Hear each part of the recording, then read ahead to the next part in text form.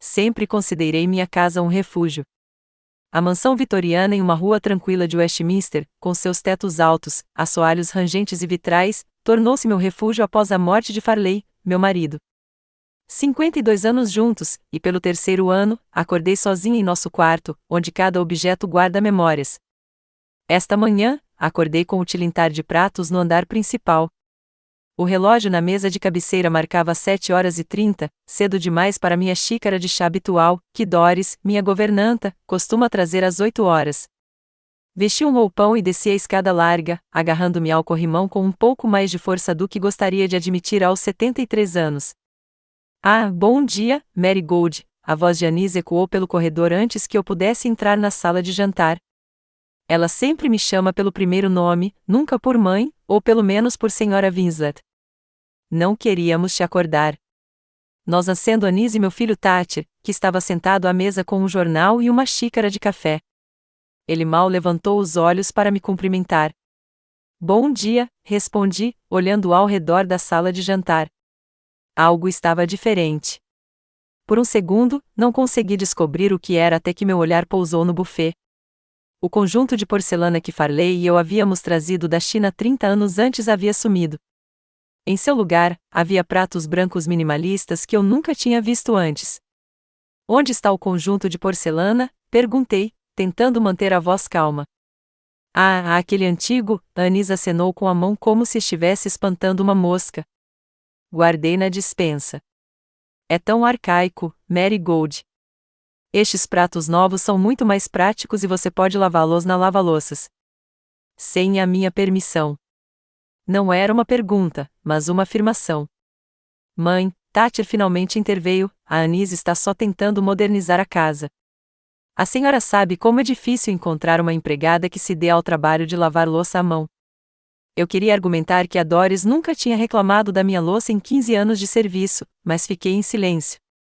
Este foi o primeiro caso de tal interferência, mas de forma alguma o último. Ela e Thatcher tinham se mudado para minha casa 6 meses antes. Temporariamente, Thatcher disse então, até que as reformas do nosso apartamento estejam concluídas. As reformas no apartamento deles, que eu os ajudei a comprar, aliás, de alguma forma se estenderam das 3 semanas planejadas para o infinito. No início, fiquei feliz com a companhia.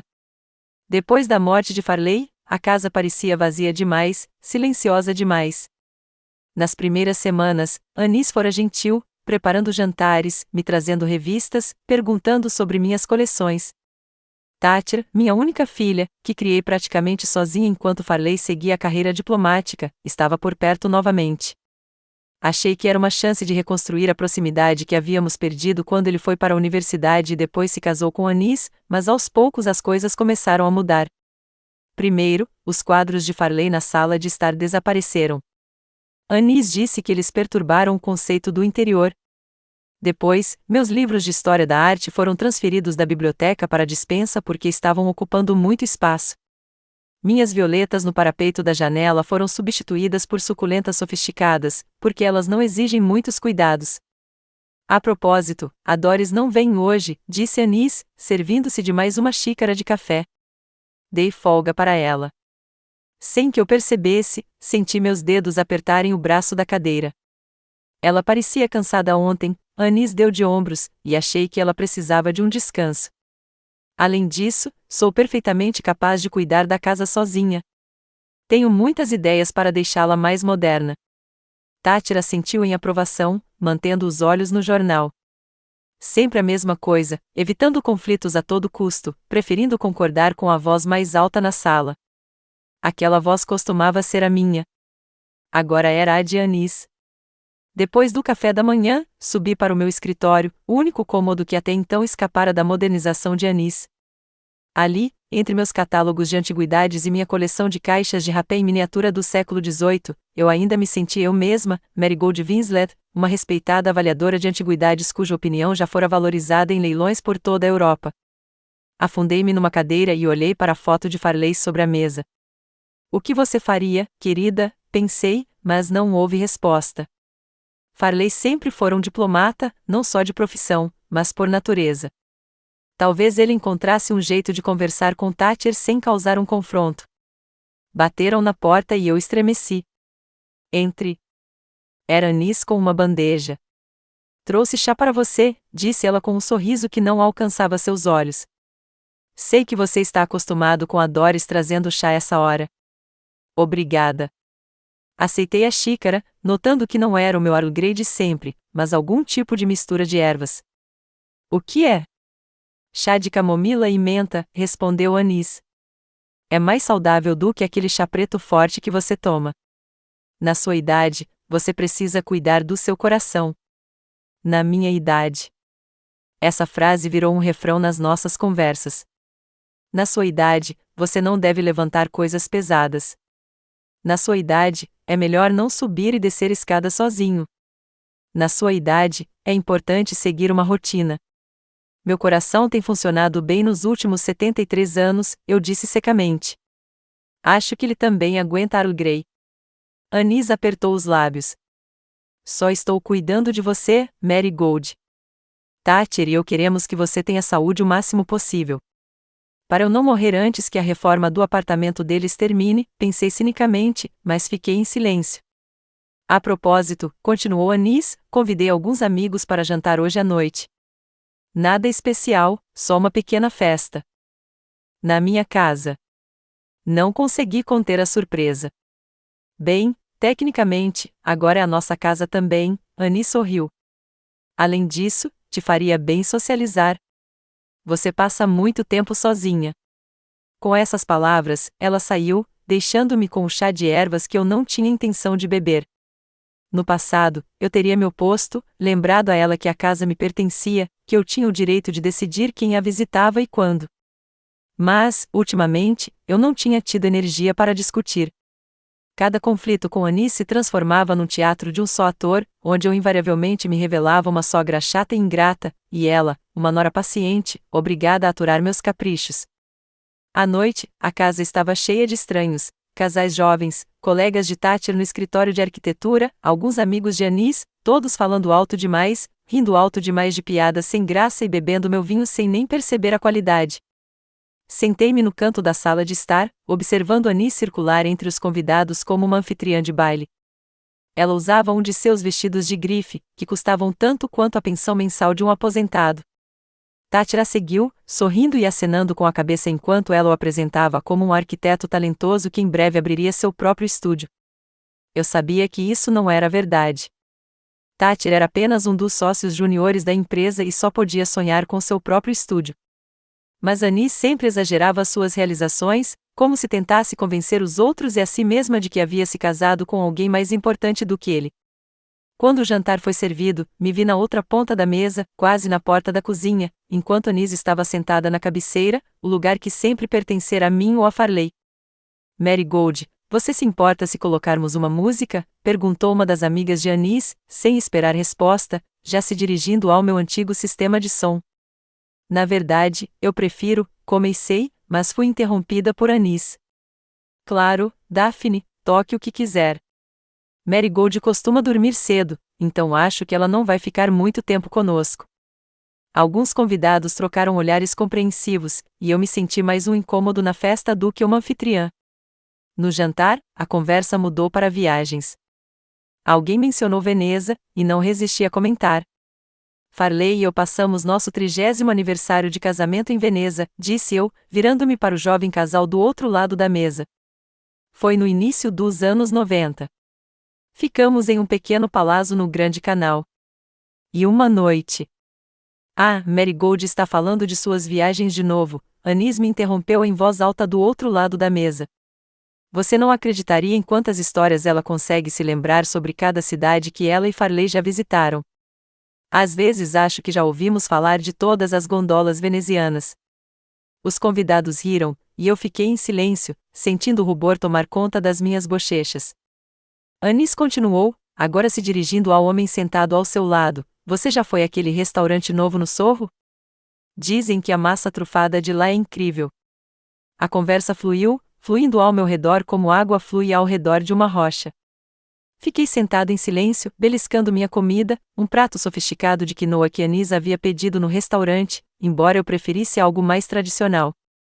Meus pensamentos se voltaram para os tempos em que eu mesmo oferecia jantares, quando os convidados vinham me ouvir falar sobre achados raros em leilões ou sobre as histórias diplomáticas de Farley. Quando o jantar chegou ao fim, pedi desculpas discretamente e me levantei da mesa.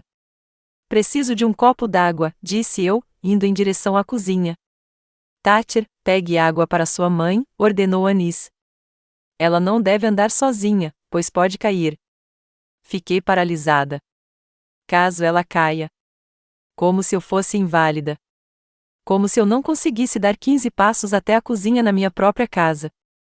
Sou perfeitamente capaz de ir até a cozinha sozinha, eu disse, tentando evitar que minha voz tremesse. Ainda não estou tão decrépita assim. Anis revirou os olhos, um gesto que não me passou despercebido. Thatcher deu um sorriso sem graça e voltou a conversar com o colega. Nenhum dos dois me defendeu. Ninguém sequer notou minha humilhação. Na cozinha, servi-me não de água, mas de uma taça de vinho tinto e bebi de um só gole, algo que não fazia há anos. O vinho queimou minha garganta, mas foi uma queimação agradável, um lembrete de que eu ainda estava viva, ainda capaz de sentir. Quando voltei para a sala de jantar, os convidados já tinham ido para a sala de estar, para tomar café e sobremesa. Sentei-me em silêncio na minha cadeira no canto, observando Anis exibir o novo vaso que havia colocado sobre a lareira, bem onde costumava ficar a minha foto da lua de mel com Farley. É um design exclusivo, disse ela. Custou uma fortuna, mas combina perfeitamente, não é? Eu queria dizer que o vaso parecia uma imitação barata de Art Nouveau, que não tinha alma nem história, ao contrário de todos os objetos que passei anos colecionando para esta casa. Mas fiquei em silêncio. Os limites da minha influência em minha própria casa tornaram-se cada vez mais invisíveis, cada vez mais transparentes, até que um dia eu soube que desapareceriam por completo. Os convidados foram embora por volta da meia-noite. Eu já havia me recolhido ao meu quarto há muito tempo, incapaz de suportar mais sorrisos falsos e olhares condescendentes. Deitada na cama, eu ouvia Anis e Thatcher conversando no corredor. Sua mãe está ficando cada vez mais estranha, disse Anis. Você viu o jeito que ela estava olhando para o meu vaso? Como se quisesse quebrá-lo. Ela está ficando velha, respondeu Thatcher com o mesmo tom condescendente que sempre usava para falar de mim. É difícil para ela aceitar mudanças. Precisamos pensar seriamente no futuro, disse Anis em voz mais baixa, mas eu ainda conseguia ouvir cada palavra. Esta casa é grande demais para ela sozinha. Talvez seja a hora de pensar em outras opções. Eu sabia o que queriam dizer, uma casa de repouso, ou, na melhor das hipóteses, um pequeno apartamento em algum lugar nos arredores, enquanto eles tomavam conta da minha mansão. A casa que Farley e eu havíamos transformado em uma obra de arte, cada canto contendo um pedaço das nossas vidas. Virei-me de lado e fechei os olhos, mas o sono não vinha. Na escuridão da noite, o pensamento que eu vinha afugentando todos esses meses finalmente tomou forma com clareza. Meu filho e sua esposa estavam esperando que eu morresse. Ou pelo menos o momento em que eu ficaria fraco o suficiente para que eles tirassem tudo o que eu amava sob o pretexto de cuidar de mim. E o pior era que eu não sabia como lutar contra isso. Uma semana se passou depois daquele jantar humilhante. Tentei me manter longe de Anis e Thatcher, passando a maior parte do tempo no escritório. Doris, retornando de um dia de folga forçado, tornou-se minha aliada silenciosa. Ela me trazia chá de verdade, preparava meus pratos favoritos e, de vez em quando, se demorava para conversar, uma conversa de verdade, não as frases condescendentes que minha nora me dirigia. Na quarta-feira, Thatcher anunciou que teríamos um jantar em família no domingo. Só nós três, disse-lhe com aquele sorriso especial que costumava ter quando criança quando queria outro biscoito antes de dormir. Como nos velhos tempos. Olhei para ele com ceticismo, mas concordei. Uma parte de mim ainda esperava que pudéssemos restaurar o que havia se perdido entre nós. Talvez em um ambiente mais íntimo, sem estranhos, Thatcher voltasse a ser meu filho, em vez de um apêndice sem vontade própria da esposa. No domingo, usei meu vestido de seda azul favorito que Farley havia me trazido do Japão. Era antiquado, mas elegante, o mais importante, me lembrou dos tempos em que eu era amada e respeitada. Até peguei um colar de pérolas que normalmente só uso em ocasiões especiais. Anis notou minha roupa quando desci para almoçar. Que gentileza sua se vestir assim para o nosso almocinho, disse ela em um tom que poderia ser considerado um elogio, não fosse o leve escárnio em seus olhos. Esse vestido deve ter sido muito elegante antigamente. Ignorei a provocação e sentei-me à mesa, que não estava na sala de jantar, mas na pequena sala de estar. O serviço era impecável, porcelana branca, não a minha chinesa, claro, copos de cristal, talheres que Anis, para minha surpresa, ainda não havia substituído por algo mais moderno. Achei que seria mais aconchegante aqui, explicou Anis, notando meu olhar. A sala de jantar é tão formal para um jantar em família. Assenti, decidindo não discutir sobre trivialidades. Thatcher apareceu com uma garrafa de vinho, uma das que eu guardava na adega para ocasiões especiais. Escolhi o seu favorito, mãe, disse ele, mostrando-me o rótulo de um Chantal Margaux de 2000. Custou uma fortuna, comentei, mas sem repreensão. Foi bom que ele se lembrasse das minhas preferências. Nada seria poupado para você, Thatcher sorriu. E por um instante, vi nele o menino que eu havia criado, atencioso, gentil, sincero. Doris trouxe o primeiro prato, sopa cremosa de aspargos feita com a minha receita.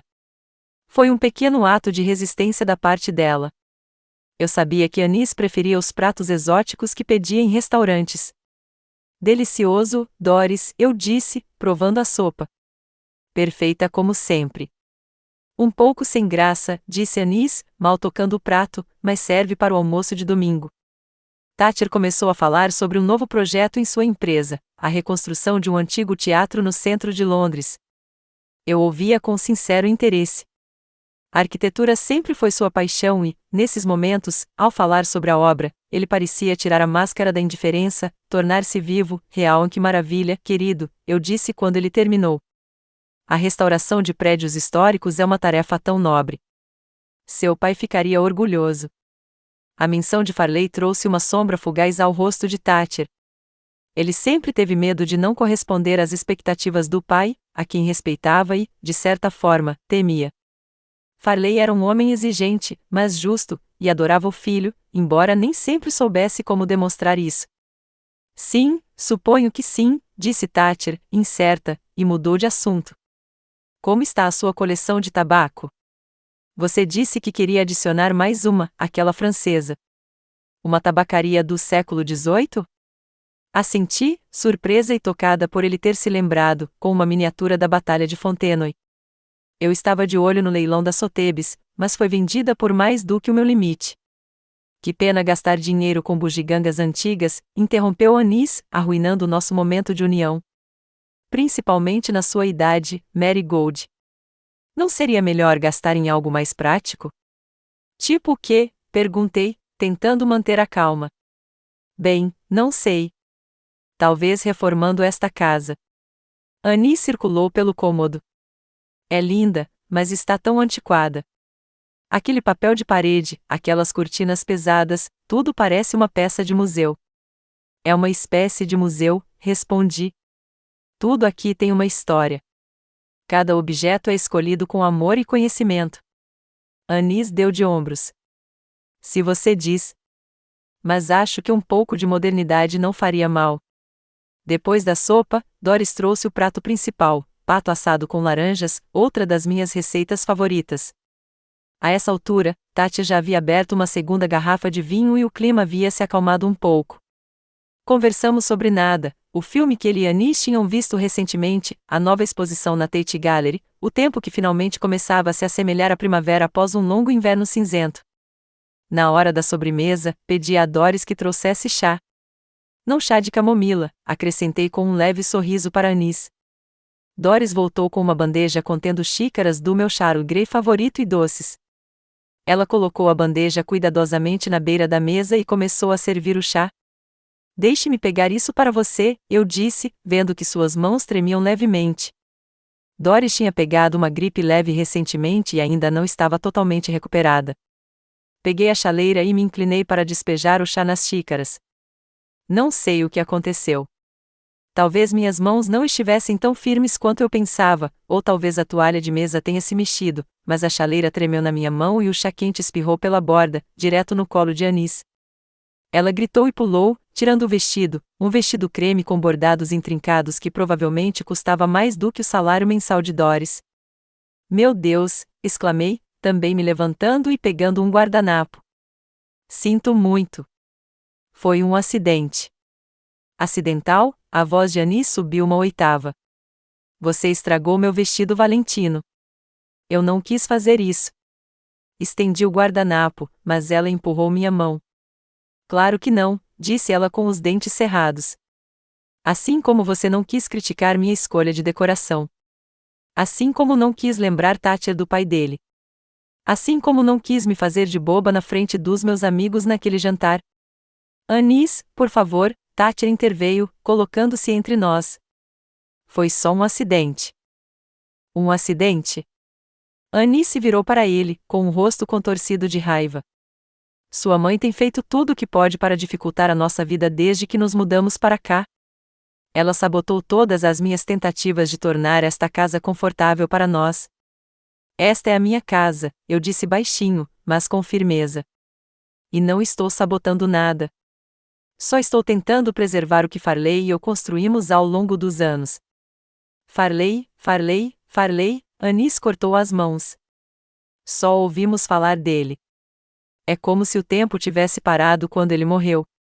Mas sabe de uma coisa, Marigold? O mundo segue em frente. As pessoas mudam. As casas mudam. Tudo muda. Só que você está presa no passado, agarrada a coisas e memórias antigas como se elas pudessem te proteger da realidade. E o que é a realidade, Anis? Perguntei, sentindo a raiva crescer dentro de mim como uma onda. Que você e meu filho estão esperando que eu morra para que vocês possam tomar posse desta casa? Que vocês planejam me mandar para um asilo na primeira oportunidade? Mãe, exclamou Thatcher. Como você pode dizer uma coisa dessas? Ouvi vocês conversando depois daquele jantar, eu disse, olhando-o diretamente nos olhos. Sobre esta casa ser grande demais para mim sozinha, sobre pensar em outras opções. Não sou surda nem cega, Thatcher, embora vocês dois pareçam preferir assim. Anis riu, uma risada fria e áspera que me fez estremecer. Viu, Thatcher? Ela também está bisbilhotando. Que outra prova você precisa de que ela é uma velha louca que vê conspirações onde não há nenhuma? Não estou louca, eu disse, dando um passo em sua direção. E não vou deixar você falar assim comigo na minha própria casa. Sua casa? Anis fez uma pausa e disse lentamente, com crueldade calculada, esta casa será nossa mais cedo do que você pensa, Marigold. E a primeira coisa que farei quando for nossa é me livrar de toda essa tralha antiga e transformá-la em algo digno do século XXI. Senti o sangue sumir do meu rosto. Ela disse em voz alta o que eu suspeitava o tempo todo, mas ouvir aquilo foi como levar um chute no estômago.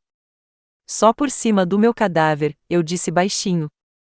Se necessário, Anis retrucou com um sorriso que não afetou seus olhos. Chega! Thatcher se colocou entre nós, com o rosto pálido. Anis, isso é inaceitável. Mãe, você entendeu mal a nossa conversa. Só estamos preocupados com você, só isso. Preocupado. Olhei para ele com amargura. Você chama isso de preocupação? Sua esposa me expulsa sistematicamente da minha própria casa, me humilha na frente de convidados, muda as coisas sem a minha permissão, e você fica só olhando. Ela está exagerando, como sempre, disse Anis, dirigindo-se a Thatcher como se eu não estivesse presente. Viu por que eu disse que precisamos pensar seriamente sobre a condição dela? Essa paranoia, essas acusações. Não sou paranoico, exclamei, minha paciência finalmente se esgotando, e não permitirei que você me trate como se eu fosse incapacitado. Dei um passo em direção a Anis novamente, com a intenção de lhe contar tudo o que vinha dizendo há meses. Mas meu gesto foi muito brusco e, sem querer, toquei em sua mão, ainda molhada de chá. Não ouse me tocar, gritou Anis, e antes que eu percebesse o que estava acontecendo, sua mão já estava erguida, e senti uma dor ardente na bochecha. O tapa foi tão repentino que cambaleei e me agarrei à beirada da mesa para não cair. Houve um silêncio mortal na sala. Doris, que estava parada na porta, ofegou e levou a mão à boca. Levei lentamente a mão à minha bochecha em chamas, incapaz de acreditar que aquilo realmente tivesse acontecido, que aquela mulher, a esposa do meu filho, ousara levantar a mão contra mim em minha própria casa. Thatcher, disse baixinho, virando-me para o meu filho, esperando sua reação, sua defesa, sua indignação. Mas Thatcher permaneceu de pé, com os olhos baixos, os braços pendendo impotentes ao longo do corpo. Ele não olhou para mim nem para Nis, como se esperasse que, se evitasse nosso olhar por tempo suficiente, de alguma forma tudo desapareceria. Anis, disse-lhe finalmente, mas sua voz era fraca, pouco convincente, você não deveria ter feito isso. Você não devia ter feito isso, questionei, sem acreditar no que ouvia. Sua esposa bateu na sua mãe, e você diz você não devia ter feito isso? Ela me provocou, disse Anis rapidamente, com a voz subitamente lamentável, quase chorosa. Você a viu tentar me atacar. Eu só estava me defendendo. Isso não é verdade, exclamei. Eu não. Mãe, por favor.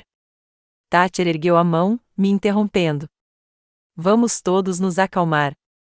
Esta situação está fora de controle. Anis não deveria ter batido em você. Mas você também estava emocionada. Eu não conseguia acreditar no que ouvia. Meu filho, meu único filho, aquele que eu criei sozinha desde a morte de Farley, aquele a quem eu dei tudo o meu tempo, meu amor, minhas economias, estava parado na minha frente, justificando a mulher que acabará de me dar um tapa. Você está defendendo ela? Perguntei, e minha voz soou estranha até para mim mesma, muito calma, muito distante, como se aquilo não estivesse acontecendo comigo, mas com outra pessoa. Não estou me defendendo. Só estou tentando ser objetivo. Thatcher finalmente ergueu os olhos, mas não estava olhando para mim, mas para algum lugar acima da minha cabeça. Vocês dois se comportaram de forma irracional.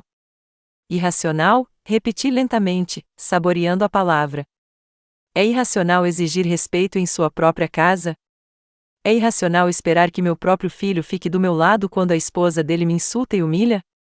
Mãe, você está dramatizando tudo. Esse é o seu lado. A Annie só está tentando ajudar, deixar esta casa mais confortável para todos nós. E você encara cada sugestão dela como um insulto pessoal.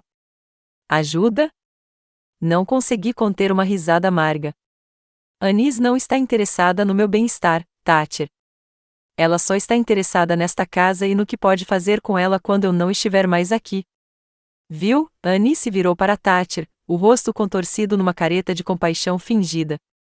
Era disso que eu estava falando, dessa paranoia, dessas acusações. Sua mãe precisa de ajuda, Thatcher. Ajuda profissional. A única ajuda de que preciso, eu disse, olhando diretamente para Anis, é que vocês dois saiam da minha casa. Anis abriu a boca fingindo surpresa, depois se virou para Thatcher com uma expressão de eu avisei. Mãe, você não pode estar falando sério, começou Thatcher, mas eu o interrompi. Estou falando sério. Quero que vocês dois arrumem suas coisas e vão embora hoje à noite. Isso é loucura, exclamou Anis. Thatcher, diga a ela que é loucura. Thatcher suspirou, esfregando a ponta do nariz como sempre fazia quando estava chateado ou envergonhado. Mãe, não podemos sair hoje. Você sabe disso. A reforma do nosso apartamento ainda não terminou. E reformas que já duram 6 meses, interrompi. É estranho que tenha demorado tanto. É quase como se nunca tivesse acontecido. Claro que sim, Thatcher ficou indignada. Só houve complicações e... Chega de mentiras, eu disse, cansada. Eu sei que desde o começo você planejou ficar aqui para sempre, temporariamente no início, depois me expulsar aos poucos, e depois o quê? Um asilo? Um pequeno apartamento em algum lugar nos arredores, longe da vista, enquanto você divide minha herança. Mãe? Thatcher pareceu genuinamente chocado, mas eu não conseguia mais acreditar na reação dele. Como você pode pensar assim da gente? Como é que eu posso pensar isso? Perguntei. Depois de tudo o que aconteceu nesses meses, depois do que aconteceu hoje? Toquei minha bochecha novamente, ainda queimando da pancada. Anis olhou para mim sem sombra de remorso, apenas com um olhar frio e calculista. Se você não for embora hoje, eu disse, me endireitando, mudarei meu testamento. Foi um tiro aleatório, mas acertou em cheio. Vi Anis estremecer e Thatcher ficar ainda mais pálido. Mãe, não vamos falar dessas coisas, disse ele, conciliador. Estamos todos cansados e chateados. Por que não adiamos essa conversa para amanhã, quando estivermos todos mais calmos? Não, balancei a cabeça. Não vou. Não depois que sua esposa me bateu e você ficou parado ali, assistindo. Virei-me e fui em direção à porta. Onde você está indo? Perguntou Thatcher. Para Orion Proud, respondi sem me virar. Meu advogado. Agora? Perguntou Thatcher, incrédula. Mãe, é domingo à noite. Ele não vai? Ele virá, eu disse com firmeza. Orion sempre vem quando eu o chamo. Era verdade. Orion Proud não era apenas meu advogado. Ele era amigo da família há décadas, alguém em quem Farley confiava incondicionalmente, o único que sabia tudo sobre nossas finanças e assuntos jurídicos. Saí da sala, deixando Thatcher e Anise em um silêncio atordoado. Caminhando até o meu escritório, fechei a porta e afundei na cadeira, sentindo as forças me abandonarem de repente. Levei a mão ao rosto novamente e fiquei surpresa ao ver lágrimas escorrendo pelo meu rosto. Mas não eram lágrimas de dor ou medo. Eram lágrimas de determinação. O tapa de Anise não tinha sido apenas um golpe físico. Tinha sido a gota d'água, um momento de clareza. Agora eu sabia exatamente o que tinha que fazer. Peguei o telefone e disquei o número de Orion. Orion não chegou imediatamente. Ele ligou, pediu desculpas e disse que só poderia estar na minha casa amanhã de manhã. Não tome nenhuma decisão precipitada, Mary Gold, aconselhou ele com sua voz comedida e suave. Prometi esperar até de manhã, mas não prometi não pensar. A noite envolveu minha mansão como uma nuvem escura. Deitei-me na cama, ouvindo os sons da casa, o ranger do assoalho, o tic-tac do relógio antigo no corredor, o zumbido distante do sistema de aquecimento. Todos esses sons, familiares e queridos, agora pareciam alienados, como se a casa estivesse se afastando de mim, preferindo os novos donos. Levantei-me, vesti meu hobby e fui até a janela. Westminster dormia, com apenas as janelas esparsas brilhando na escuridão e os postes de luz lançando círculos fantasmagóricos de luz na calçada. Em algum lugar lá fora, além daqueles muros, havia outro mundo, um mundo no qual eu outrora me sentira confiante, um mundo que agora parecia distante e inacessível. Minha bochecha ainda latejava levemente por causa do tapa, não tanto pela dor física, o golpe não tinha sido forte, mas pela humilhação, por perceber que minha nora ousara levantar a mão contra mim, e meu filho não me defenderá. Como chegamos a esse ponto? Onde eu havia errado? Por que Thatcher se tornou tão indiferente? Abri a gaveta do meu criado mudo e tirei um álbum de fotos antigo, com uma encadernação de couro desgastada. Farley sempre zombava do meu hábito de guardar fotos físicas na era digital. Por que você precisa desses álbuns empoeirados se pode armazenar milhares de fotos no seu computador? Perguntou ele.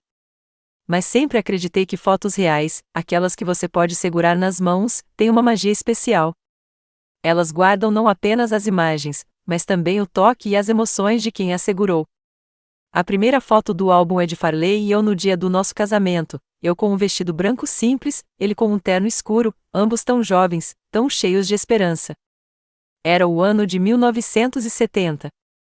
Eu tinha apenas 21 anos e ele, 26.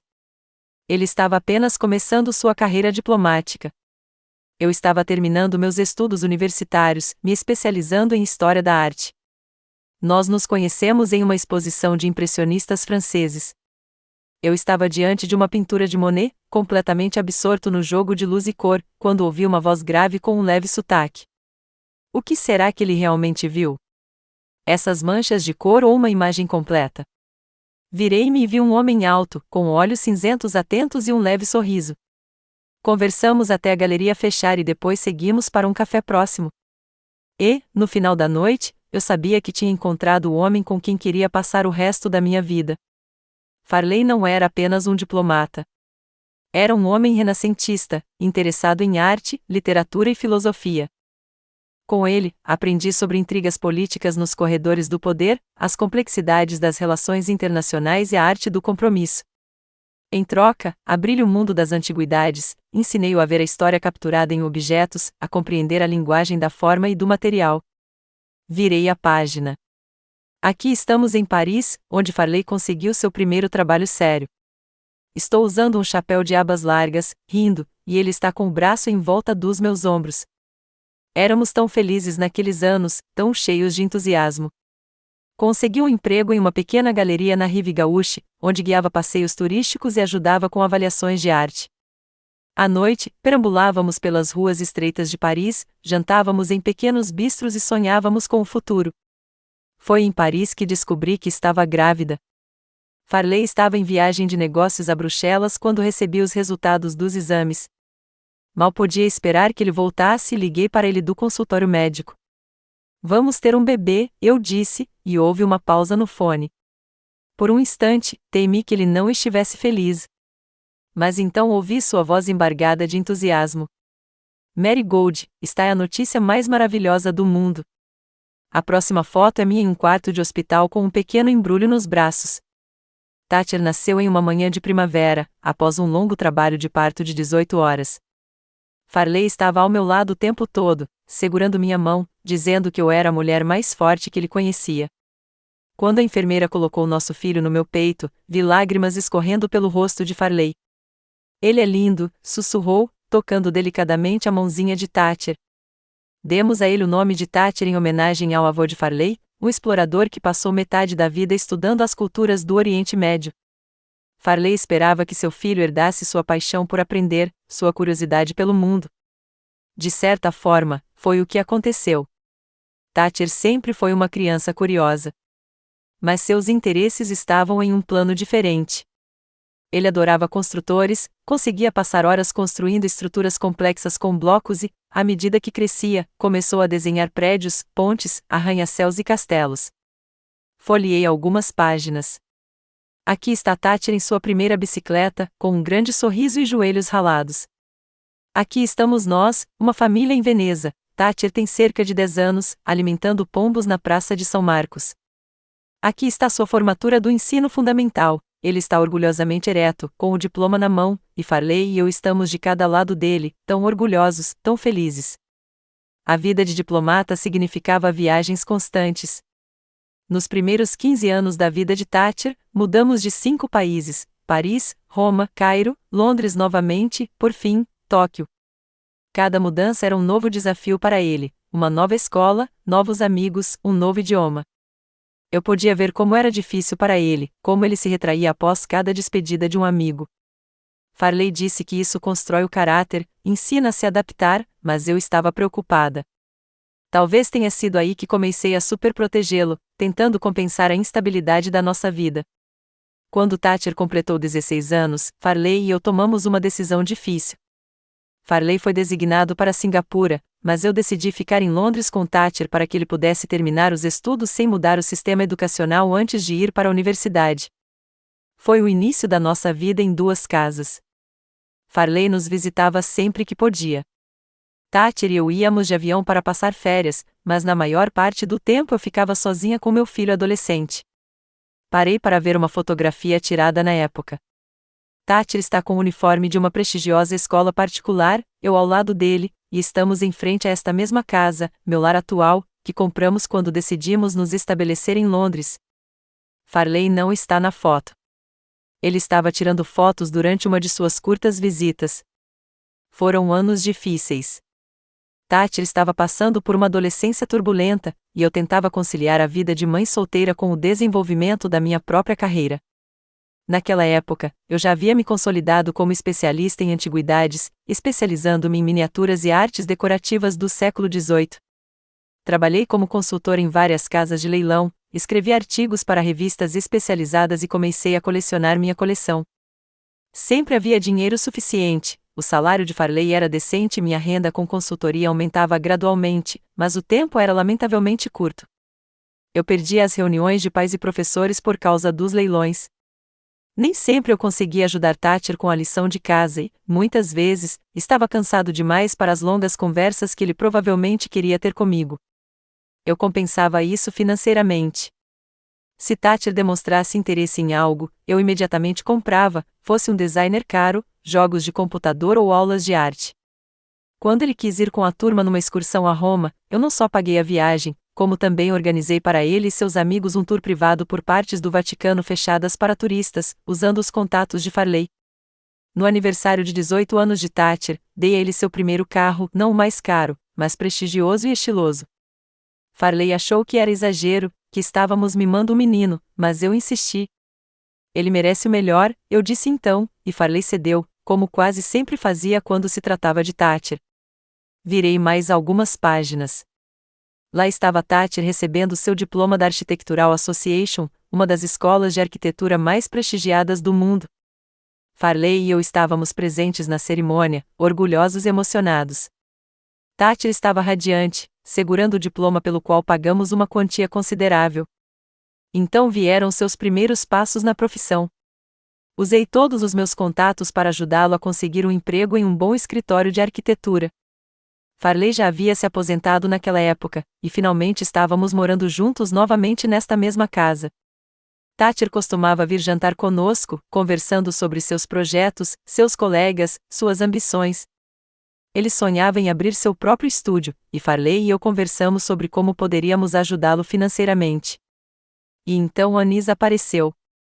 Folheei o álbum até encontrar uma foto do casamento deles, Thatcher de smoking, Anis em um vestido branco suntuoso que agora percebo que custou mais do que eles podiam pagar.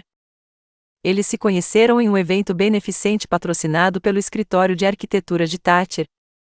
Anis trabalhava com relações públicas, organizando eventos para clientes abastados. Ela era, e ainda é, uma mulher bonita, alta, esbelta, de gosto e maneiras impecáveis. Pelo menos, era o que parecia à primeira vista. Farley imediatamente não gostou dela. Há algo de falso nela, disse-me ele após o primeiro encontro. Mas ignorei suas dúvidas. Percebi como Thatcher estava feliz, como ele floresceu perto dela, tornou-se mais confiante, e então ela se tornou realmente charmosa, interessada em minhas coleções, ouviu as histórias de Farley sobre o serviço diplomático e trouxe pequenos presentes quando veio jantar. O casamento foi luxuoso e caro. Farley e eu pagamos a maior parte das despesas, embora Anis insistisse em certos detalhes que aumentaram consideravelmente o orçamento. É algo único na vida, disse ela, e eu concordei, embora Farley franzisse a testa enquanto olhava as contas. Depois do casamento, demos a eles uma quantia substancial como entrada para um apartamento, o mesmo apartamento que supostamente ainda estava em reforma. Fechei o álbum e o coloquei de volta no criado mudo. As últimas fotos eram dolorosas demais, Farley em um quarto de hospital, magro, mas ainda tentando sorrir. O diagnóstico dele caiu como um raio para nós, câncer de pâncreas em estágio avançado. 6 meses, 1 ano no máximo, disse o médico, evitando-nos olhar nos olhos. Farley viveu 8 meses de desaparecimento gradual, dor cada vez mais difícil de controlar e conversas intermináveis sobre o passado, sobre o futuro, sobre o que realmente importava. Cuide de Thatcher, ele me disse em um dos últimos dias. Mas não deixe que ele ou qualquer outra pessoa controle sua vida. Você é mais forte do que pensa, Mary Gold. Eu não tinha certeza disso na época. Quando Farley se foi, me senti perdida, devastada. Thatcher e Anis me apoiaram nas primeiras semanas, mas depois voltaram para suas vidas. Eu me dediquei ao meu trabalho, passando os dias em leilões e avaliações, tentando preencher o vazio. E então, 6 meses atrás, eles apareceram na minha porta com malas e anunciaram reformas no apartamento deles. Fiquei feliz pela companhia, feliz por ter a família ao meu redor novamente. Como essa alegria se transformou rapidamente em amargura. Caminhei até a janela. O céu começava a clarear, o crepúsculo que antecede o amanhecer coloria o horizonte de um rosa suave. Eu havia passado a noite inteira relembrando, e agora que a manhã se aproximava inexoravelmente, eu via tudo com uma clareza penetrante. Eu sempre dei demais a Thatcher e exigi de menos em troca. Compensei sua falta de tempo com dinheiro e presentes, permitindo que ele pensasse que o mundo existe para sua conveniência. Criei um homem que acha que não deve nada a ninguém, que não vê nada de errado em sua esposa insultar e humilhar sua mãe. E Anis, agora percebo que Farley estava certa. Sempre houve algo de falso nela, algo predatório. Ela via Thatcher não tanto como um marido, mas como um meio de acesso à nossa fortuna, a esta casa, à vida que ela achava que merecia. O toque do telefone me tirou dos meus devaneios. Era Orion, informando que estaria em minha casa em 1 hora. Tomei banho, me vesti e desci para a cozinha para fazer chá. A casa estava silenciosa. Thatcher e Anis deviam estar dormindo ou me evitando. não importava. Minha decisão estava tomada. Quando ouvi a campainha tocar, senti a estranha calma que acompanha a clareza total. Eu sabia o que tinha que fazer e estava preparada para as consequências. Doris, a fiel Doris, conduziu Orion até o meu escritório. Ele entrou, alto e ereto, apesar dos seus mais de 70 anos, carregando uma maleta de couro surrada da qual me lembrei aparentemente por toda a vida. Bom dia, Marigold, disse ele, e sua voz grave era como uma âncora no mar revolto das minhas emoções. Você queria me ver para tratar de negócios urgentes? Sim, Orion, respondi, apontando para a cadeira à minha frente. Quero mudar meu testamento. Orion Proud sentou-se confortavelmente na cadeira em frente, apoiando sua antiga pasta de couro no colo. A luz da manhã, que entrava pelas janelas altas do meu escritório, realçava as rugas profundas em seu rosto, o mapa de uma longa vida de experiência e sabedoria. Mudar o testamento, repetiu ele, pensativo, sem demonstrar surpresa nem desaprovação. Posso perguntar o que motivou a decisão? Toquei minha bochecha, que ainda guardava a sensação fantasmagórica do tapa de ontem.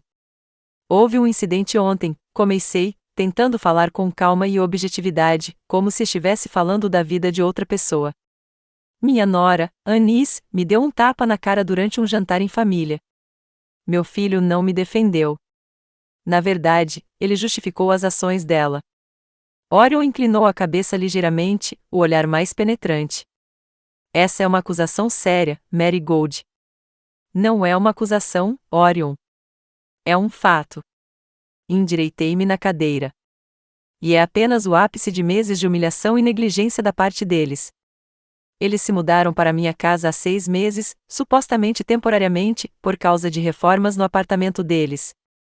Desde então, Anis tem tentado metodicamente me tirar da minha própria vida, trocando os móveis sem a minha permissão, mandando nos meus criados, me humilhando na frente dos meus convidados. Parei, sentindo a raiva crescer dentro de mim novamente. Respirei fundo. Passei uma noite sem dormir pensando na minha vida, no meu relacionamento com Thatcher. Percebi que sempre mimei demais, sempre dei mais do que exigi em troca, e o resultado é um homem que consegue ver a esposa insultar a mãe sem ver nada de errado nisso. Orion ouviu sem interromper, com o rosto impassível, mas eu pude ver compreensão e simpatia em seus olhos. Eu entendo seus sentimentos, Marigold, disse-lhe por fim. Mas mudar seu testamento é um passo sério. Tem certeza de que não está tomando essa decisão em um estado de sofrimento emocional? Nunca tive tanta certeza de nada, respondi com firmeza. Não é uma reação impulsiva, Orion. É o resultado de muita reflexão. Não quero que minha herança vá para pessoas que não me respeitam nem respeitam tudo que criei.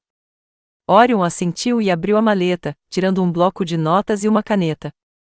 Nesse caso, vamos discutir os detalhes. O que você deseja para o Novo Testamento? Caminhei até a janela, contemplando a Westminster matinal, pacífica, elegante, atemporal. A vista sempre me acalmava, lembrando-me da continuidade, de como a vida continua mesmo depois de nós. Minha casa, comecei, virando-me para Orion, não quero que Thatcher e Anis a tenham. Quero que ela vá para a cidade, que seja um museu e propriedade, uma mansão vitoriana com móveis originais e uma coleção de antiguidades. Acho que seria interessante e educativo para o público. Orion registrou minhas palavras sem fazer comentários. Quanto à minha coleção de antiguidades, continuei, quero deixar a maior parte para Adeline Crane. Adeline, Orion arqueou as sobrancelhas. Sua vizinha? Sim, sorri, pensando na jovem que se tornará mais próxima de mim do que da minha própria família nos últimos anos. Ela é uma restauradora talentosa, com profundo conhecimento e respeito pelo passado. Ela apreciará essas coisas não apenas pelo seu valor material, mas pela história que guardam. Voltei para minha cadeira e sentei-me, organizando meus pensamentos. Também quero deixar para ela o pequeno chalé em Surrey, aquele que herdei da tia Vivien. Adeline sempre sonhou em ter sua própria oficina no campo, onde pudesse trabalhar em paz e tranquilidade. Orion assentiu, tomando notas. E os fundos? Pelo que me lembro, estamos falando de uma quantia considerável, incluindo a herança de Farley e suas próprias economias do seu trabalho como especialista. Suspirei. Essa era a pergunta mais difícil de todas. Apesar de toda a dor e decepção, Thatcher ainda era meu filho, meu sangue. Deserdá-lo completamente parecia cruel demais. Quero que a maior parte vá para um fundo de bolsas de estudo para estudantes de arte, disse eu após uma pausa. O fundo Farley Winslet. Ele sempre acreditou no poder da educação, na importância de apoiar jovens talentos. Parei novamente, lutando internamente contra sentimentos conflitantes. Para Thatcher e Anis, deixo uma pequena mesada mensal, suficiente para viverem confortavelmente, mas sem luxo. E os pertences pessoais de Thatcher, que ainda estão guardados aqui, seus desenhos de infância, prêmios escolares, álbuns de fotos da família, tudo pertence a ele por direito. Mas há uma condição, acrescentei, com a voz endurecendo. Essa pensão só será paga com a condição de que eles nunca mais ponham os pés na minha casa. Nem enquanto eu estiver vivo, nem depois da minha morte. Orion ergueu os olhos do caderno, com um olhar sério e atento. Você tem noção de que tal estipulação poderia ser contestada em um tribunal? Deixe-os tentar, respondi amargamente. Você tem uma gravação da nossa conversa de ontem à noite, onde mencionei o incidente do tapa. Tenho certeza de que Doris também estaria disposta a testemunhar sobre o que aconteceu. Além disso, sorri levemente, não vou morrer tão cedo, Orion. Ainda tenho tempo para garantir que meu testamento seja legalmente impecável. Orion assentiu e continuou a fazer anotações. Quando terminou, olhou para cima e perguntou: há mais alguma coisa que você gostaria de incluir no seu testamento? Pensei por um momento. Sim, um item pequeno. Quero que minha coleção de porcelana chinesa, aquela que Anis guardou tão sem cerimônia na despensa, seja exibida na sala de estar principal do museu com uma placa explicando sua história e significado. Era um gesto mesquinho, eu sabia, mas não consegui me conter, uma pequena vingança póstuma por toda a humilhação que tive de suportar. Orion fechou o caderno e guardou na pasta. Amanhã terei toda a papelada necessária pronta.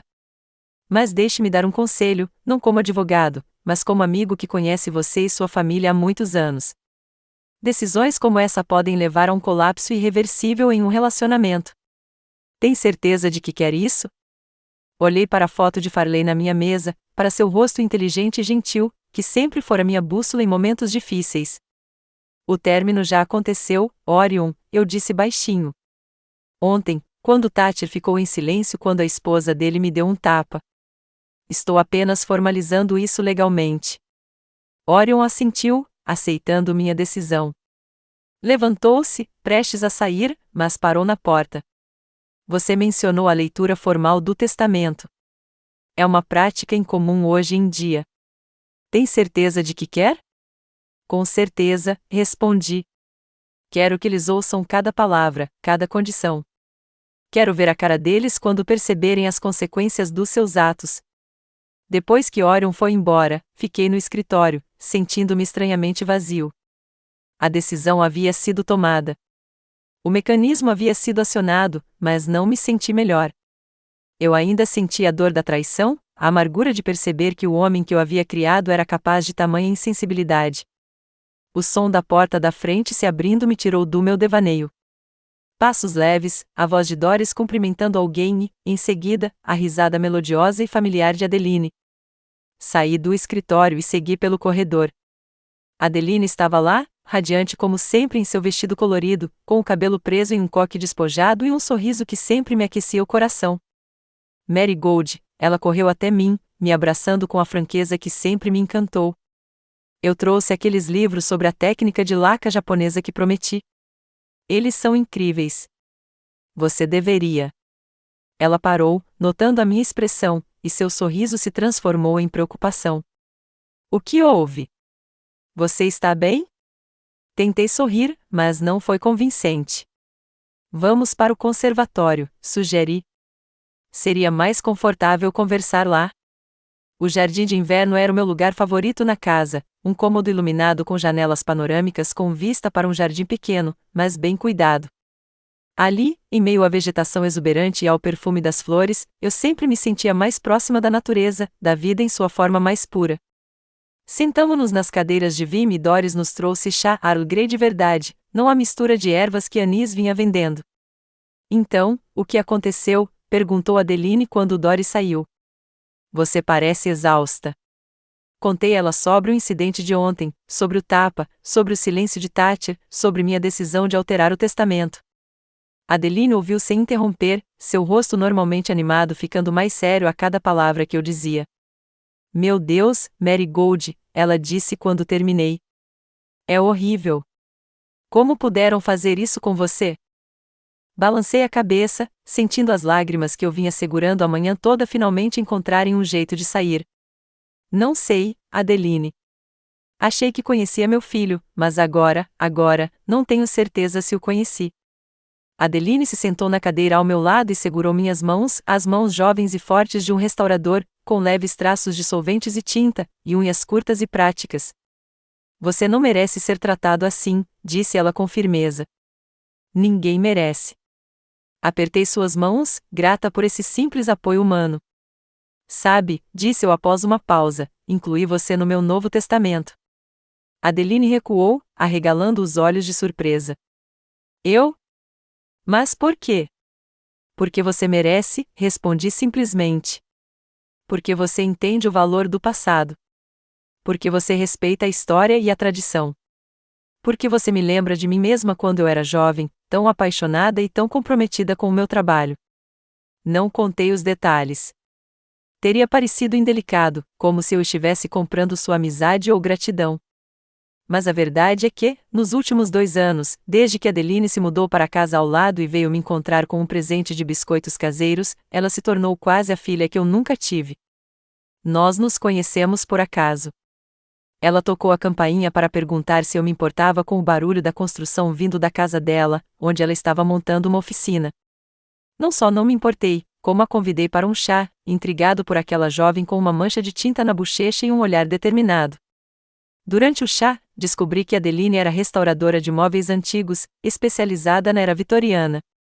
Ela estudou no London College of Furniture e estagiou em vários museus antes de decidir abrir seu próprio negócio.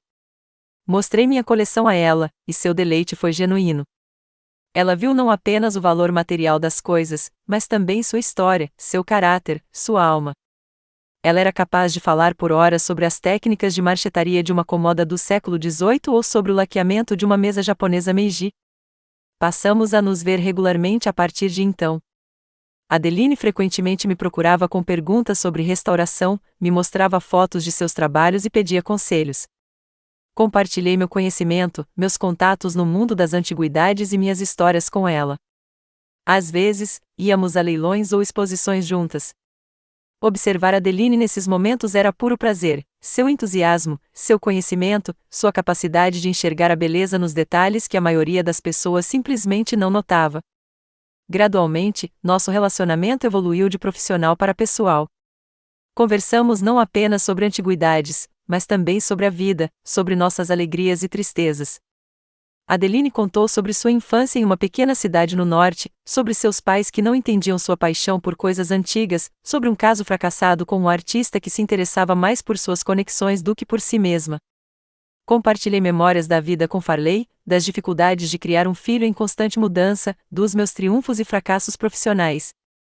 Adeline ouviu com interesse genuíno, fez perguntas e ofereceu sua perspectiva fresca, jovem, mas sempre respeitosa com a minha experiência.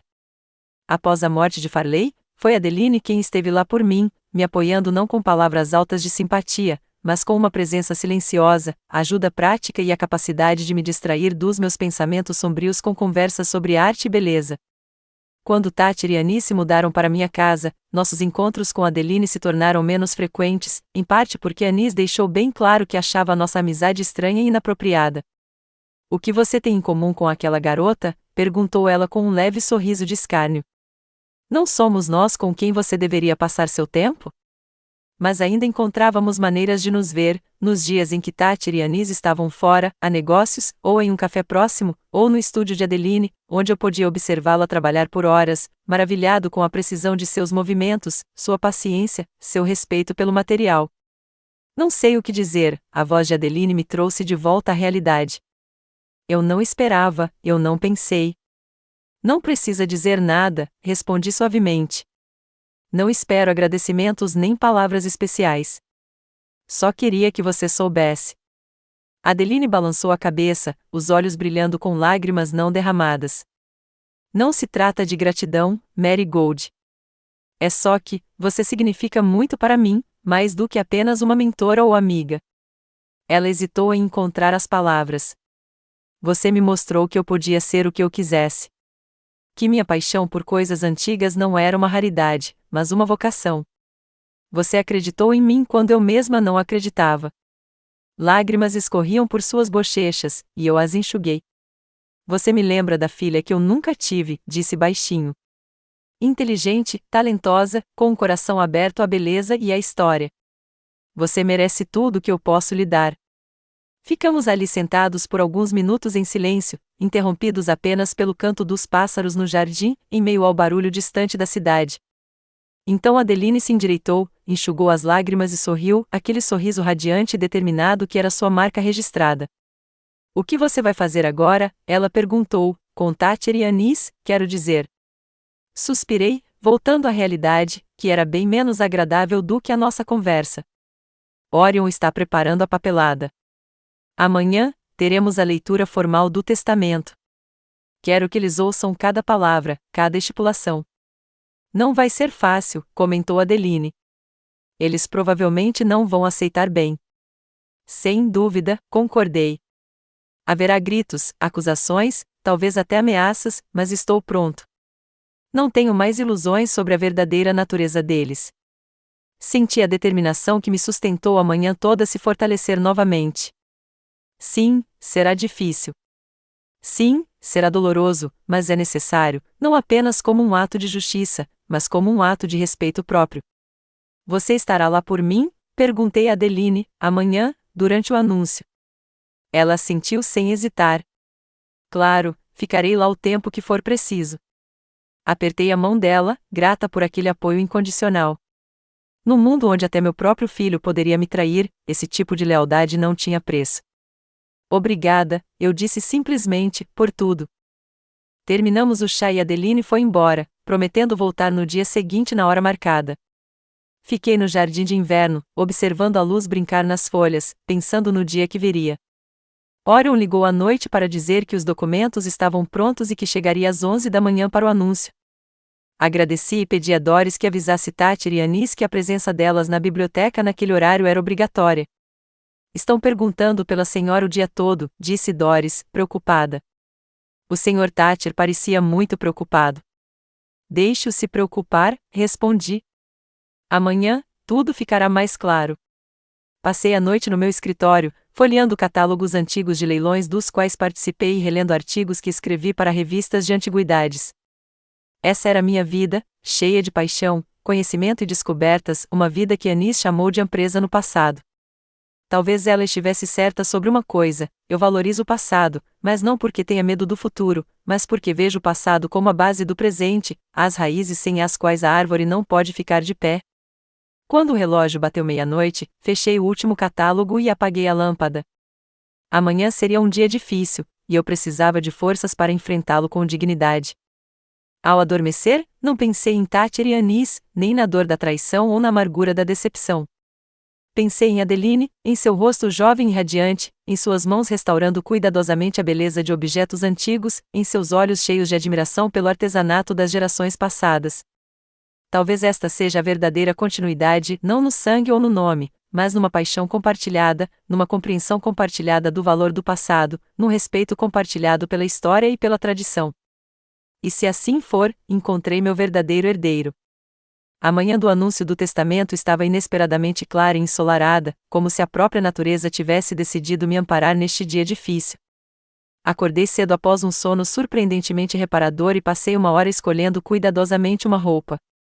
Optei pelo terno azul escuro que Farley sempre chamara de meu traje diplomático. Ele me fazia parecer serena, elegante, o mais importante, inflexível. Doris trouxe o café da manhã para o meu quarto, um luxo incomum ao qual me permiti para evitar um encontro prematuro com Thatcher e Anis. Segundo Doris, ambos estavam em casa, tensos e silenciosos, trocando apenas breves frases durante o café da manhã. O Sr. Thatcher perguntou sobre a senhora, disse Doris, colocando as xícaras na mesa. Ele queria saber se a senhora havia mudado de ideia sobre a reunião. Não, Doris, eu disse, passando manteiga na torrada. Não mudei de ideia. Este encontro é inevitável. Por volta das 10 horas da manhã, Adeline chegou. Ela estava vestida de forma mais formal do que o habitual, com um vestido simples de um verde claro com um mínimo de acessórios. Seu cabelo, geralmente solto, estava preso em um coque impecável, fazendo-a parecer mais séria e mais velha do que seus 27 anos. Pareço sólida o suficiente? Perguntou ela com um leve sorriso, notando meu olhar avaliador. Queria corresponder à importância do momento. Você está linda, respondi com sinceridade. Obrigada por ter vindo. Caminhamos até o meu escritório, longe de olhares curiosos, e passamos a hora seguinte conversando baixinho sobre os últimos projetos de restauração de Adeline, a exposição no VIA, tudo, menos o anúncio iminente. Era nossa maneira de lidar com a tensão, falando sobre coisas normais do dia a dia como se aquele dia não fosse diferente. Pontualmente às 11 horas, a campainha tocou. Doris acompanhou Orion Proud até a biblioteca, onde, sob minhas ordens, cadeiras já haviam sido preparadas e dispostas ao redor de uma grande mesa de carvalho, a escrivaninha onde Farley escrevera suas memórias, onde Thatcher fizera seus deveres de casa quando criança, onde eu passara muitas horas estudando catálogos de leilões e guias de antiguidades. Adeline e eu caminhamos até a biblioteca, onde Orion já desdobrava papéis de sua pasta de couro surrada. Ele nos cumprimentou com um aceno de cabeça, o rosto sério e sereno, a máscara profissional que usava antes de reuniões importantes. Está tudo pronto, disse-ele calmamente. A papelada foi elaborada de acordo com a sua vontade e está em total conformidade com a lei. Assenti e sentei-me na cadeira à cabeceira da mesa, cargo que ocupei em conselhos de família por décadas. Adeline sentou-se à minha esquerda, Orion à minha direita. Restava esperar por Thatcher e Anis. Eles apareceram alguns minutos depois. Thatcher parecia tenso, mas se mantinha ereto com a dignidade que Farley lhe ensinara. Anis, por outro lado, parecia agitada e irritada ao mesmo tempo. Seu olhar se voltou para mim, depois para Adeline, e havia uma expressão de leve desprezo em seu rosto. O que ela está fazendo aqui? Perguntou Anis, acenando para Adeline. É um assunto de família. Adeline está aqui a meu convite, respondi calmamente. Por favor, sente-se. Thatcher tocou o braço de Anis, avisando-a para não começar uma discussão, e elas se sentaram à nossa frente. Houve uma pausa constrangedora, que Orion interrompeu pigarreando. Obrigado a todos pela presença, começou ele em tom formal.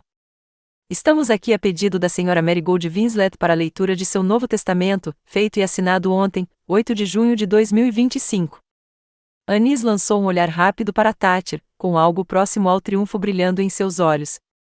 Eles pensaram que eu tinha ligado para dizer que havia decidido transferir a casa para eles, talvez até mesmo para me mudar para aquela casinha em Surrey que Anis mencionara casualmente na conversa.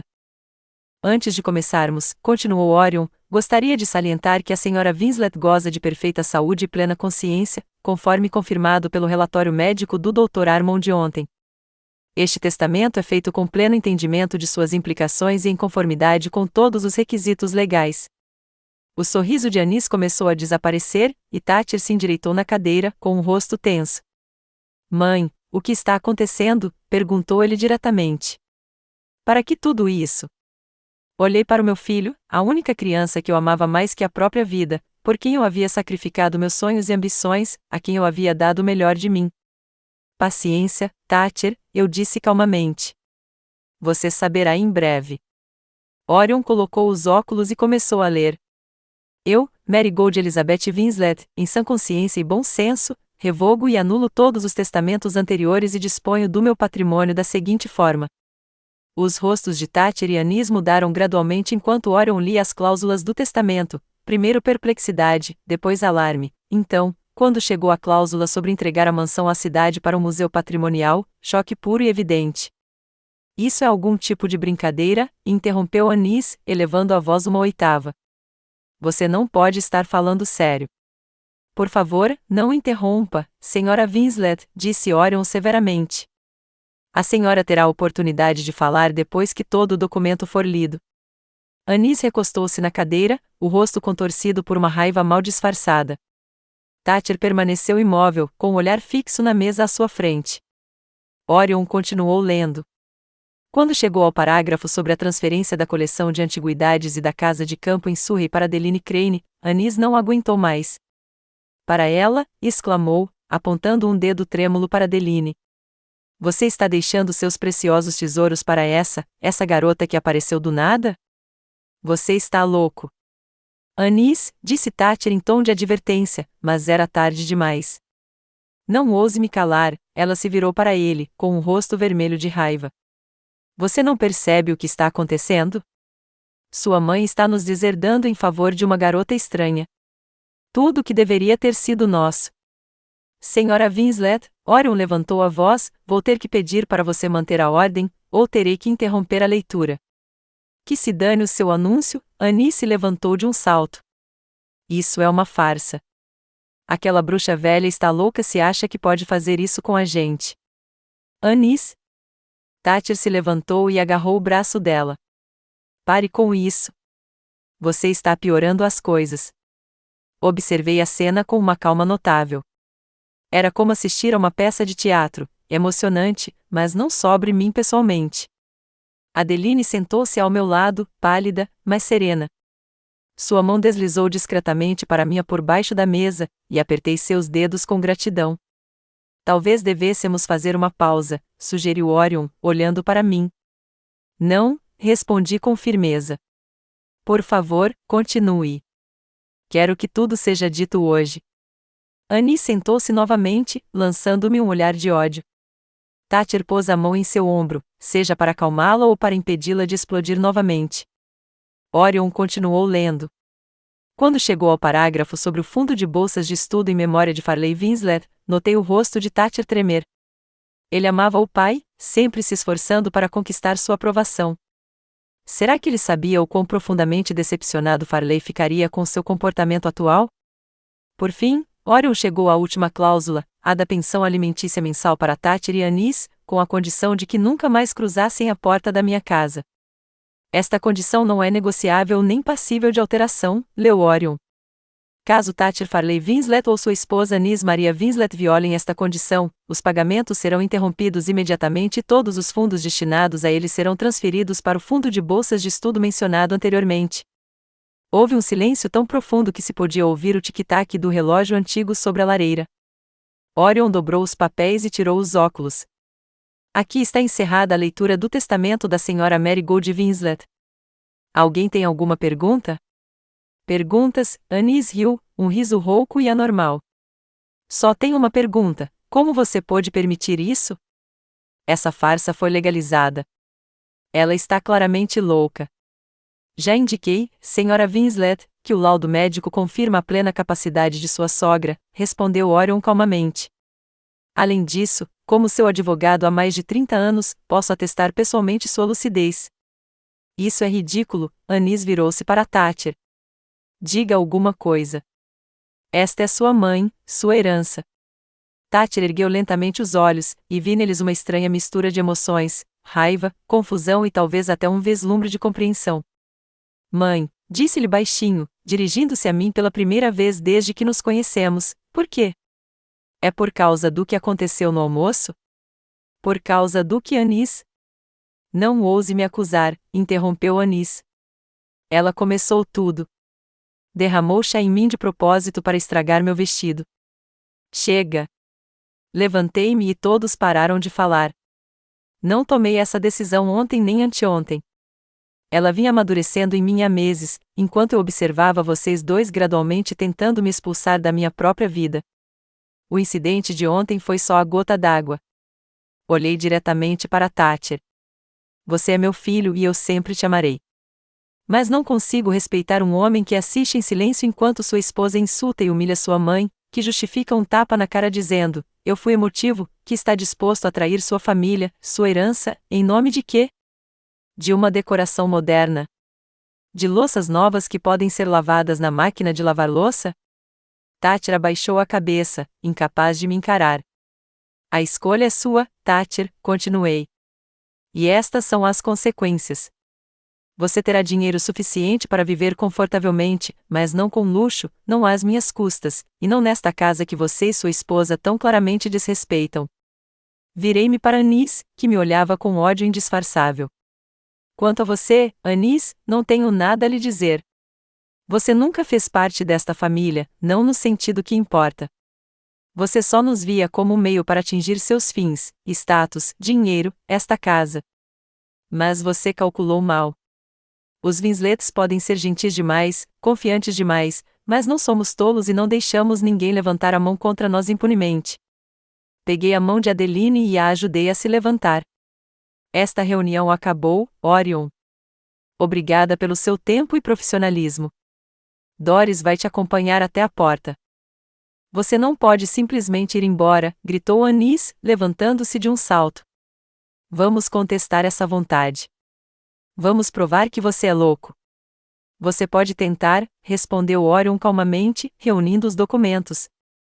Mas garanto que este testamento é legalmente impecável, e qualquer tentativa de contestá-lo só levará a um escândalo público, o que tenho certeza de que não é do seu interesse. Para o inferno com meus interesses. Anis pegou um dos documentos da mesa e o rasgou. Não vou deixar uma velha louca e sua amiguinha tirarem de mim o que é nosso por direito. Anis, chega. Thatcher agarrou as mãos dela, tentando acalmá-la. Você só está piorando as coisas. Me solta. Ela se soltou e apontou um dedo trêmulo para Adeline. E você, sua golpinha? Acha que pode simplesmente vir e tirar tudo o que merecemos? Adeline, que permanecerá em silêncio até então, levantou a cabeça e olhou diretamente para Anis. Eu não pedi nada e não esperava nada, disse ela calma, mas firmemente. Marigold tomou sua própria decisão, e eu a respeito, seja ela qual for. Hipócrita, disparou Anis. Você vem manipulando-a há meses, conquistando as boas graças dela. Chega! Minha voz, repentinamente alta e áspera, silenciou a todos. Não vou ficar parado ouvindo vocês insultarem uma pessoa que respeito profundamente. Se não tem nada construtivo a dizer, sugiro que saiam desta sala e, amanhã, desta casa. Mãe, Thatcher deu um passo à frente, com a voz quase suplicante. Vamos conversar. Só você e eu, sem Anis, lançou um olhar para Adeline, nada de fora. Tenho certeza de que podemos resolver isso. Não, Thatcher, balancei a cabeça. É tarde demais para falar. Você fez sua escolha quando ficou de boca fechada depois que Anis me deu um tapa, quando desculpou o comportamento dela, quando deixou que ela me expulsasse lentamente da minha própria casa. Dirigi-me à porta, seguida por Adeline. Os documentos que ficarão em sua posse são cópias, disse Orion, pegando sua maleta. Os originais estão guardados em local seguro. Aconselho-o a pensar cuidadosamente sobre seus próximos passos. Saímos da biblioteca, deixando Thatcher e Anis em um silêncio atordoado. Orion se despediu de nós no saguão, prometendo entrar em contato caso sua ajuda fosse necessária. Eu me senti estranhamente leve, como se tivesse me livrado de um fardo pesado que carregava há muito tempo. Adeline se ofereceu para ficar comigo, mas recusei. Preciso de um tempo sozinha, disse eu, apertando sua mão. Mas obrigada pelo seu apoio. Você não sabe o quanto isso significa para mim. Depois que ela saiu, fui para o jardim de inverno, meu lugar favorito na casa, um oásis de calma e beleza. Doris me trouxe chá Earl Grey de verdade, forte e perfumado, do jeito que eu gosto. Sentei-me na cadeira de Vime, observando a luz brincar na folhagem, apreciando a paz e o sossego. Pela primeira vez em meses, me senti como uma dona da minha própria casa, da minha própria vida. Depois de um tempo, ouvi um barulho vindo do corredor, a voz alta e furiosa de Anis, interrompida pelos comentários mais baixos, porém insistentes, de Thatcher. O som de vidro quebrando, depois soluços histéricos, cheios de raiva e frustração. Silêncio, querida. Daremos um jeito, a voz de Thatcher chegou até mim. Vamos falar com o advogado. Vamos conversar sobre o quê? Gritou Anis. Aquela bruxa velha tirou tudo da gente. Tudo. E para quê? Para dar para uma garota qualquer e um bando de alunos desconhecidos. Ela ainda é minha mãe, a voz de Thatcher soava cansada. E ela tem o direito de dispor de seus bens como quiser. Ela é louca, soluçou Anis. E se você não consegue enxergar isso, então é tão louco quanto ela. Precisamos lutar. Precisamos contestar essa vontade. Não, Anis, disse Thatcher com firmeza. Orion está certo. Qualquer tentativa de contestar o testamento só leva a um escândalo. Receberemos uma mesada. É o suficiente para... Chega, Anis riu histericamente. São migalhas, esmolas, quando poderíamos ter tudo. Sua voz se transformou em um grito. Então, ouvi o som de passos, a batida de uma porta e, em seguida, silêncio novamente. Tomei um gole do meu chá, surpreso com a minha calma. Eu esperava sentir dor, amargura, talvez até arrependimento, mas, em vez disso, senti apenas uma satisfação silenciosa pela decisão que tomei e uma sensação de encerramento. Eu sabia que Thatcher e Anis partiriam em breve, se não hoje, amanhã. Sabia que ficariam bravos, talvez até tentassem contestar o testamento, apesar do aviso de Orion.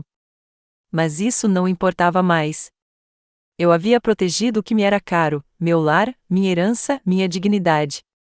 Sentei-me na estufa, tomando chá em silêncio, ouvindo Anis soluçar de raiva em algum lugar nos fundos da casa enquanto Thatcher tentava, sem sucesso, acalmá-la. Era o fim de um capítulo da minha vida, mas não da vida em si. Havia muitos dias pela frente, cheios de novos significados: trabalhar no museu, socializar com Adeline, talvez até novas aquisições para minha coleção. Doris entrou com uma bandeja de scones frescos. Está tudo bem, senhora? Perguntou ela, ansiosa. Que barulho! Estou bem, Doris, sorri. É só uma tempestade em copo d'água. Vai passar logo. Doris assentiu e saiu, e eu continuei a saborear meu chá, admirando meu jardim, minha vida, que, apesar de todas as perdas e decepções, ainda era repleta de beleza e possibilidades. Afinal, como Farley gostava de dizer, a vida não é o que acontece com você, mas o que você faz com ela. Então, decidi tornar o resto da minha vida significativo, repleto de dignidade e livre de relacionamentos tóxicos, mesmo que esses relacionamentos envolvessem meu próprio filho. Foi uma decisão dolorosa, mas acertada. E sentada no jardim de inverno, cercada de silêncio e beleza, finalmente me senti em paz comigo mesma e com as escolhas que havia feito.